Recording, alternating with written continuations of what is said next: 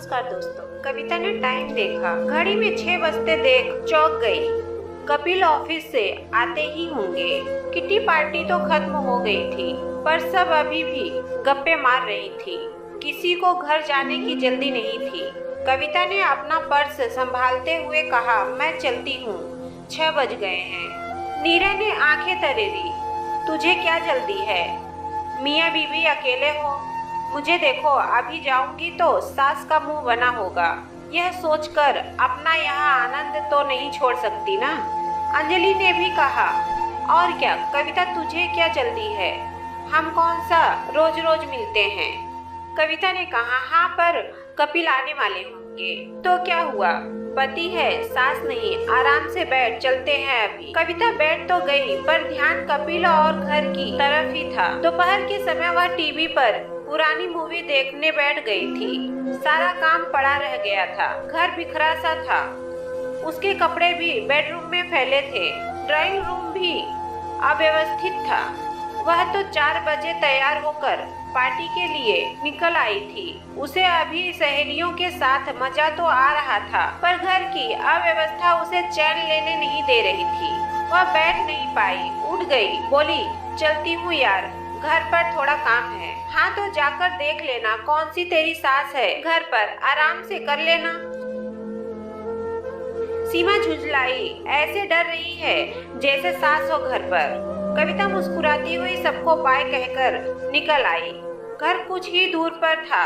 सोचा कि आज शाम की सैर भी नहीं हो पाई, हैवी खाना है, थोड़ा पैदल चलती हूँ, चलना भी हो जाएगा। फिर वह थोड़े तेज कदमों से घर की तरफ बढ़ गई। सहेलियों की बात याद कर मन ही मन मुस्कुरा दी कि कह रही थी कि सास थोड़ी नहीं है घर पर, उन्हें क्या बताऊं। चचिया सास, ददिया सास तो सबने सुनी होगी, पता नहीं पतिया सास किसी ने सुनी भी है या नहीं। पति या सास, पर वह सड़क पर अकेली हंस दी।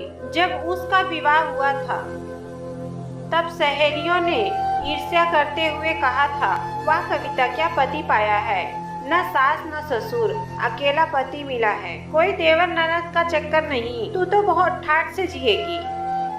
कविता को भी यही लगा था, खुद पर इतराती। कपिल से विवाह के बाद वह दिल्ली से मुंबई आ गई थी। कपिल ने अकेले जीवन जिया है, वह उसे इतना प्यार देगी कि वे अपना सारा अकेलापन भूल जाएंगे। बस वह होगी, कपिल होंगे, क्या लाइफ होगी। कपिल जब 3 साल के थे तभी उनके माता पिता का देहांत हो गया था।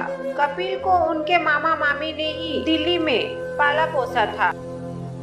नौकरी मिलते ही कपिल मुंबई आ गए थे। खूब रंगीन सपने संजोए कविता ने घर गृहस्थी संभाली तो 1 महीने में ही उसे महसूस हो गया कि कपिल को हर बात, हर चीजें अपने हिसाब से करने की आदत है। हमेशा अकेले ही सब मैनेज करने वाले कपिल को एक एक चीज अपनी जगह साफ सुथरी और व्यवस्थित चाहिए होती थी। घर में जरा भी अव्यवस्था देखकर चिढ़ जाते थे। कविता को प्यार बहुत करते थे, पर बात में उनकी टोका टाकी से कविता को समझ आ गया था कि सास ससुर भले ही नहीं हैं, पर उसके जीवन में कपिल ही एक सास की भूमिका अदा करेंगे। और उसने अपने मन में कपिल को नाम दे दिया था, पतिया सास। कपिल जब कभी टूर पर जाते तो कविता को अकेलापन तो महसूस होता, पर सच में ऐसा ही लगता है जैसे अब घर में उसे बात पर कोई टोकेगा नहीं। वह अंदाजा लगाती है सहेलियों को सास के कही जाने पर ऐसा ही लगता होगा। वह फिर जहाँ चाहे सामान रखती है, जब चाहे काम करती है। ऐसा नहीं कि वह स्वयं अव्यवस्थित इंसान है, पर घर है, कोई होटल तो नहीं। इंसान को सुविधा हो, आराम हो, चैन हो, यह क्या जरा सी चीज भी घर में इधर उधर न हो। शाम को डोरबेल बजते ही उसे फौरन नजर डालनी पड़ती है कि कुछ बिखरा तो नहीं है, पर कपिल को पता नहीं कैसे कहीं धूल या अव्यवस्था दिख ही जाती। फिर कभी चुप भी तो नहीं रहते, कुछ न कुछ बोल ही देते हैं। यहाँ तक कि जब किचन में भी आते हैं तो कविता को यही लगता है कि साक्षात सासू माँ आ गई हैं। अरे यह डब्बा यहाँ क्यों रखती हो? फ्रिज इतना क्यों भरा है? बोतलें खाली क्यों हैं? मेड ने गैस स्टोव ठीक से साफ नहीं किया क्या? उसे बोलो कभी टाइल्स पर भी हाथ लगा ले। कई बार कविता कपिल को छेड़ते हुए कह भी देती, तुम्हें पता है तुम 2 in 1 हो। वे पूछते हैं क्यों? तुम में मेरी सास भी छिपी है जो सिर्फ मुझे दिखती है। इस बात पर कपिल झेपते हुए खुले दिल से हंसते तो वह भी कुछ नहीं कह पाती। सालों पहले उसने सोच लिया था कि इस पतिया सास को जवाब नहीं देगी। लड़ाई झगड़ा उसकी फितरत में नहीं था। जानती थी टोका टाकी होगी, ठीक है होने दो, क्या जाता है। एक कान से सुनकर दूसरे कान से निकाल देती हूँ। अब तो विवाह को 20 साल हो गए हैं। एक बेटी है सुरभि। सुरभि के साथ मिलकर वह अक्सर इस पतिया सास को छेड़ती रहती।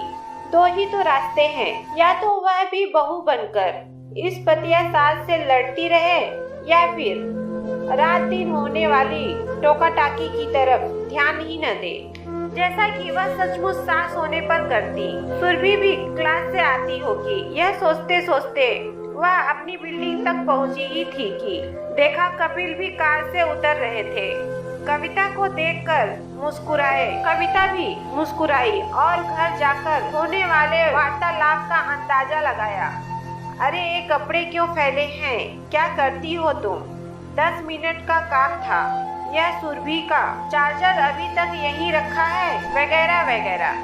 कपिल के साथ ही वह लिफ्ट से ऊपर आई। घर का दरवाजा खोल ही रही थी कि कपिल ने कहा, कविता कल मेड से दरवाजा साफ करवा लेना, काफी धूल जमी है दरवाजे पर। अच्छा कहकर कविता ने मन ही मन कहा कि आ गई पतिया सास। कविता सावधान हो जाओ। दोस्तों आपको ये कहानी कैसी लगी? अच्छी लगी हो तो कमेंट करके हमें जरूर बताना। तो दोस्तों उम्मीद करती हूँ हमारी कहानी आपको पसंद आई होगी। पसंद आई हो तो वीडियो को लाइक शेयर करें और चैनल पर नए हो तो चैनल को सब्सक्राइब कर लीजिए। और हाँ, नोटिफिकेशन बेल को दबाना ना भूलें ताकि अगली अपडेट आपको सबसे पहले मिल सके।